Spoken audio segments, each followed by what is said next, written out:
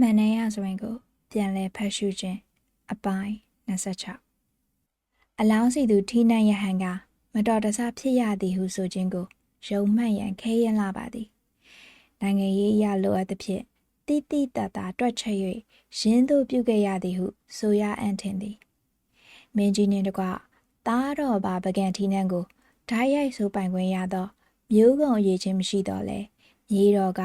ရှေးရိုးမင်းဆက်ဤမင်းသားတစ်ပါးမှပေါက်ဖွားသူဖြစ်သဖြင့်နန်းကိုစက္ခံခွင့်ရှိပါသည်ရှင်မင်းသားကအဘယ်မင်းသားနည်းအနိရုဒ္ဓအနောယထာဤမြေစောယွန်းဖြစ်သည်ဟုမှန်နန်းအပိုက်139ကဆို၏သို့သော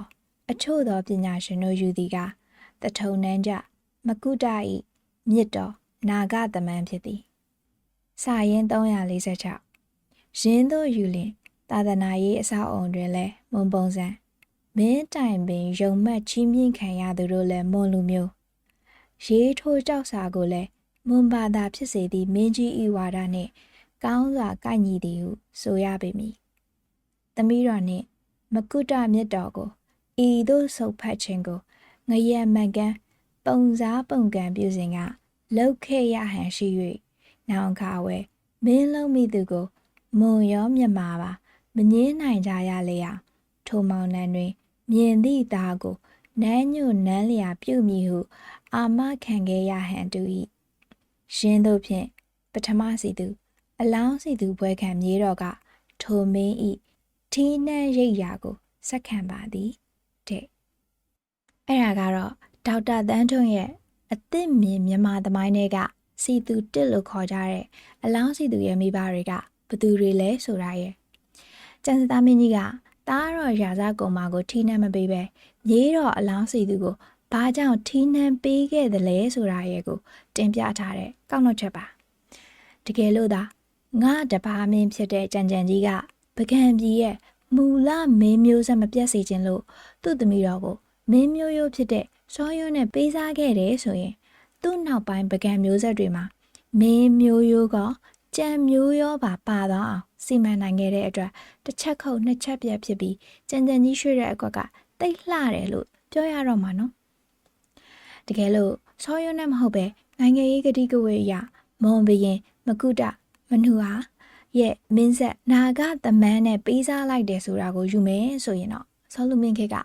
ပြည်ရွာစုပူမှုတွေဖြစ်နေခဲ့တာကိုစစ်ရေးသက်နဲ့ငြိမ်သက်အောင်လုပ်ခဲ့တာမျိုးတွေမဟုတ်ပဲနိုင်ငံရေးအရာလဲnegotiate လုပ်ထားခဲ့ပြီးမှပကံပြည်ကြီးစီပင်ထုံးကအောင်ပြန်တီထောင်ခဲ့တဲ့အတွက် view ဟာမြောက်တဲ့အကွက်ပါလို့လဲပြောရမယ်ထင်တယ်နော်အဲ့ဒီမှာတခုတွေးမိတာကအဲ့ဒီခေတ်အခါကအဲ့ဒီလို view ဟာအလန်းကြီးတွေထွက်လာတာဟာကြံကြံကြီးရဲ့ original idea လားသူ့ကိုတိုင်းရေးပြည်ရာအကြံပေးနေတဲ့အဖွဲ့တစ်ခုခုရဲ့ idea လားဆိုတာပါပဲရာဇဝင်တွေထဲမှာတော့ဟူရဖြူဟူရညိုတွေကလည်းရင်ပကံခေတ်မှာအခုကြံကြံကြီးလက်ထက်အထိစူပါစထရလက်ကျအမတ်ကြီးတွေရဲ့နာမည်တွေမတွေ့ရသေးဘူးလေနော်နောက်တစ်ခုကစောရွန်းနဲ့ရွှေအိမ်သည်တို့ရဲ့သားသမီးစီရင်မှာအလောင်းစီသူအပြင်စိုးဆိုင်ဆိုတဲ့နာမည်ကိုဖော်ပြထားတဲ့ဝီကီနဲ့စောမင်းလှဆိုတဲ့သမီးတော်တစ်ပါးထက်ရှိသေးတယ်လို့ဖော်ပြထားတဲ့စာရေးစရာတင်နိုင်တို့ရဲ့စာပိုက်တပုတ်တို့ကိုပါထပ်တွေ့ရပြန်ပါလေရောဒါပေမဲ့အဲ့ဓာတွေကဗရိခယားရဲ့ပစ္စည်းတွေများဖြစ်လိမ့်မလားဆိုပြီးလိုက်မွေကြည့်ရနာမည်ပဲသိရပြီးနောက်ကြောင်းရဆိုရင်လိုက်မရဖြစ်နေပါတော့တယ်သူတို့ယူခြင်းတဲ့သူနဲ့ယူပြီးမွေးခြင်းတယ်လို့မွေးထားတာတွေကိုနှောင်းလူတွေကစည်ရင်စရာတွေပြုစုကျန်းတွေရေးပြီးပါရဂူဘွဲတွေယူနေကြတာကိုသိဝန္တာပေါင်မှုဖြစ်နေကြမလားပဲနော်ဟဲဒီလိုမှန်းသိဒီထပ်ပိုပွေးခဲ့ပါတယ်ဆိုပြီးစိတ်ထားလေးတစ်ခုမလုပ်ခဲ့တာကံကောင်းပဲမန္တန်တွေကရွှေအိမ်ထဲနဲ့စောရွံ့ကမွေတဲ့ဘေဘီအလောင်းစီသူကတော့ဘင်းရင်ဖြစ်မယ်မှန်ကြိုသိနေလို့လားမသိမွေးကလေးကညွတ်တော့တာပါပဲကြည့်လေနေလာစေ၍မင်းသားကိုမျက်နှာမြင်တော့ခါအုတ်သိန်ကတကားလဲပွင့်ဤအိမ်ရှင့်စီကြီးလဲသူမတီးပဲအလိုလိုမြည်ဤမင်းသားလဲဖွားသည့်နေ့မှဆက်၍ပြင်းပြစွာမစိတ်မညံငိုဤတဲ့အဲ့ဒီမှာဖိုးလာနဲ့သားကအာပြဲလန်ဘေဘီစီသူကိုခလေးအငိုတက်ရောက်အရေးအယောင်လာမပြလေတော့ကင်းကြံကြံကြီးလဲထုံးစံအတိုင်းဟူရဝိုက်နဲ့ဟူရပထောင်းကြီးတို့ကိုမေးရတော့တဲ့ အဲ့ဒီမှာမစ္စတာဝိုက်ဘရောင်းတို့ကမြေတော်သည်တိုင်းကားနိုင်ငံအပိုင်းခြားကိုတိလို၍ငိုသည်ဆိုပြီးပြန်လျှောက်ကြတဲ့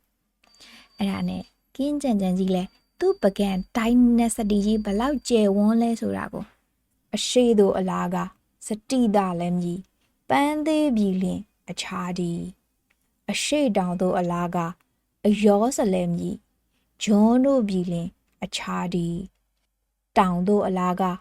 အမုတ်ဒရာအလဲနဂါးပတ်ကျွန်းလင်အခြားသည်အနောက်တောင်တို့အလားကပရိခယာလဲမြည်ကလပြီလင်အခြားသည်အနောက်မြောက်တောင်တို့အလားကတူးကနာကြီးရေပေါ်မီးလင်အခြားသည်မြောက်တို့အလားကဂန္နာရလစ်လည်းမြည်တရုတ်ပြည်လင်အခြားသည်ဆိုပြီးရွှေပေလွာမှာရေးပြီးဘေဘီစီတူကိုဖတ်ပြတော်မူလိုက်တော့မှအငိုတော်တိတ်တော်မူပါတဲ့ညွန့်ချက်တော်ကြီးကထွန်းညွန့်တို့မအင်းညွန့်တို့ထက်ကိုတာတယ်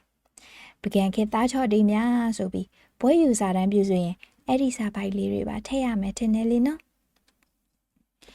အဲ့ဒီလိုဘေဘီလေးက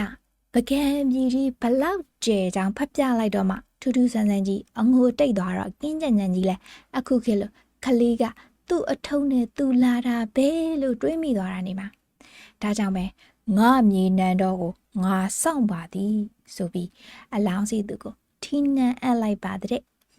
သူကတော့အလောင်းစီသူအရွယ်မရောက်သေးခင်အထိထီနန်းထိန်နေဆိုပြီး6လတစ်ကြိမ်တက်တန်းတို့ပြီးပကံပြည်ကြီးကိုအုပ်ချုပ်ခဲ့တာနေမယ်နော်အားကြောင့်လဲကင်းကြံကြံကြီးနောက်တစ်ခွက်ပြလိုက်တာနေမယ်နော်သူသမီးတော်ရွှေအိမ်တဲ့ကိုစောရွန်းနဲ့အတင်းပေးစားတော့ကစောရွန်းကိုအင်းရှိဆန်ပေးထားတာတောင်ဘာမှမကြသေးဘူးလေနော်ပကံထီးနှံအိမ်မက်လေးမရဲတရဲမက်နေရှာတဲ့စောရွန်းလေးတော့ပကံမပြောနဲ့အင်းရှိဆန်ယာဒူးတောင်ပြန်လွှဲပေးလိုက်ရတော့ဟက်ကော့ကြီးဖြစ်ကြံနေမှာနော်လှုပ်ထားအောင်မော့ကြံတို့ခစ်ကိုအဲ့ဒီလိုမြေတော်အလောင်းစီသူကိုထီးနှံပေးပြီးတဲ့နောက်မှာမထီးတူမှတန်မူလာလဲယောက်ျားဘွားလင်တားနဲ့လက်စွပ်ကိုယူရလာလှဲ့မင်းကြီးမှာတော့မူရင်းရှိတာကြောင့်မင်းကြီးမင်းဖြစ်တော်မူ၍2နှစ်ရှိသောအခါ9နှစ်အရွယ်ရှိသောသားကိုလက်ကင်လာ၏ဆိုပြီးကြံချက်နံပါတ်3တန်မူလာကလက်စွပ်တကွင်းခလေးတယောက်နဲ့ပကံကိုလိုက်လာပါလေရောတဲ့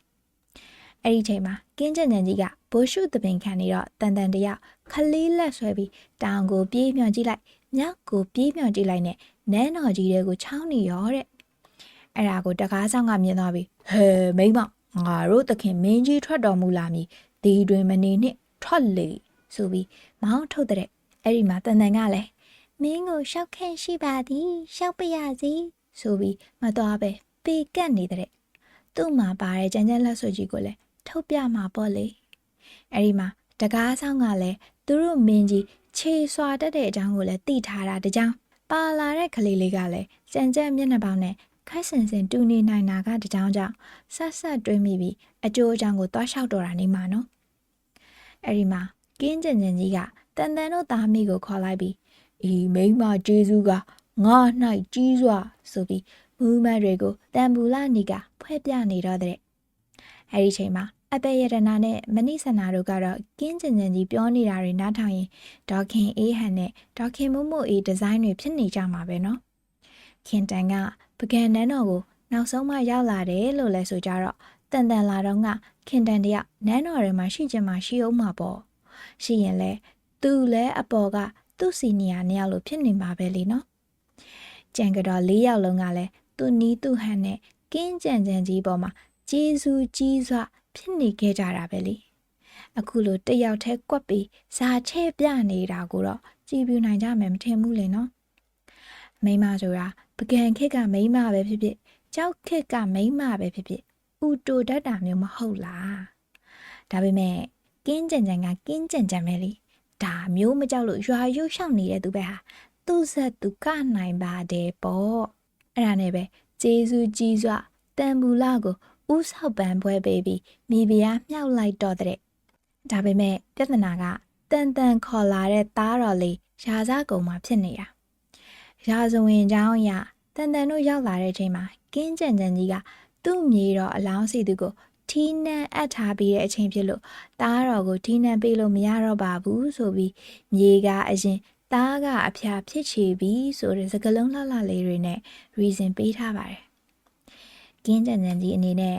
ထီးနှန်းကိုသူပေးခြင်းနဲ့သူပေးပြီးမပေးခြင်းရင်နောက်လူလက်ထက်ထပ်ထည့်လို့ရကြောင်းကိုစောရွအနေနဲ့တင်အဖြေပေါ်နေခဲ့ပြီလေအဲ့ဒါကိုမှသူမင်းပြစ်မင်းတန်တန်ပြီးဝရမ်းပြေးဘဝမှာဆောင်းလျှောက်ပေးခဲ့တဲ့ဂျေဇူးကြီးစွာတန်ပူလာနေရတဲ့သူ့ရဲ့တူရီသောသားတော်လေးရာဇကုံမောင်ကိုထီးနှမ်းမပေးပဲရွှေရှောင်လုပ်နေတာကတော့အကြောင်းတစ်ခုခုရှိရမယ်လေနော်ကင်းကြံကြံကြီးအနေနဲ့တန်မူလာကိုတန်တရားကင်းပါတယ်ဆိုရင်တော့ပါလာတဲ့ခြာတိတ်လေးကိုတော့တန်တရားရှိနေပုံရတယ်နော်မြန်ပြေတခွင်လေယာပြန်စားရေးလုပ်ခဲ့တဲ့ချင်ချင်ကြီးတယောက်သူ့လှည့်ကြဂျင်းပြန်ပြီးမှကြောက်နေရပုံရတယ်သူထွက်လာခဲ့တော့ကတန်တန်တယောက်ဘိုက်တလုံးနဲ့ကြံခဲ့ရတယ်ဆိုပေမဲ့ဘာလေးမွေးခဲ့မှသူ့မျက်စိနဲ့ဓာတ်ရိုက်မြင်ခဲ့ရတာမဟုတ်ဘူးလေပြီးတော့တန်တန်ဦးလေးရှင်မထီးရဲ့အတွက်ချက်တွေနဲ့အကြော်အခွတွေကိုလည်းကျန်ကျန်ကြီးကသိနေခဲ့လို့ဖြစ်မယ်လေနော်အခုခေတ်လို့အဘအိမ်ကဒရိုင်ဘာရဲ့36ဝန်းခွဲရောက်ဖတော့ကတော့ရက်ွက်ထဲမှာဘူးမှထီမထင်ပဲလုံကြီးမှပြီးကလော်ဆဲလို့ရနေတယ်လို့မျိုးရှင်မထီးကြီးကလည်းဘရင်ဦးလေးတဝန်းခွဲတို့အိမ်ရှိဆန်ဦးလေးတဝန်းခွဲတို့လုံနေမှာဆိုလို့ဖြစ်မယ်နော်ဒါကြောင့်ပဲရာဇကုံမလေးကိုအော်ပဇာဘေးရှင်းလုံအောင်မယ်ဆိုပြီးဇေယခိတရာဆိုတဲ့ဘွဲ့ပဲပေးပြီးဒညဝရီနဲ့တောင်စင်9ခရိုင်ကိုပဲချီးမြှင့်လိုက်တာနေမှာနော်ရာဇကုံမကလည်းတည်ရသလောက်မိန်းမလည်းမယူခလေးလည်းမမွေးထားခဲ့ပဲတသက်လုံး FAG လှုပ်သွားခဲ့ပုံရလေတော့ SKB ကြံကြံကြီးရဲ့သွေးဟုတ်မဟုတ်ပါလေစားဆိုတာစဉ်းစားစရာဖြစ်နေပြန်ရောအဖေသွေးပါပြီးတရားဝင်မပွေးခြင်းလို့ဒိုက်ရှိုပွေးတယ်ဆိုရင်တော့ဒီတူပြောကြတဲ့ဇရာစရင်တွေကဟိုနာတပုတ်ဒီနာတပုတ်ပြောစမှတ်ကြံနေရခဲ့မှာပဲလေနော်ပြီးတော့ရာဇကုံမှာဟာစစ်ရေးစစ်ရာထက်ပိဋကတ်စာပေတွေကိုပဲအထူးလေ့လာလိုက်စားခဲ့တယ်လို့လည်းဆိုထားပြန်တော့ပကံနေပြီးတော့ကိုမင်းကြီးရဲ့သားတော်ပါဆိုပြီးတန်ဘူးလလက်ဆွဲခေါ်လာတာဟာတက်တန်ပေါက်စာလေးများဖြစ်နေမလားလို့လည်းမရေတရေလေးစဉ်းစားသွားမိပြန်ပါတယ်နော်ကိုကတစ်မှန်တယ်ရဆိုရင်နှစ်အသက်မြင်မြမာသမိုင်းဒေါက်တာတန်ထွန်း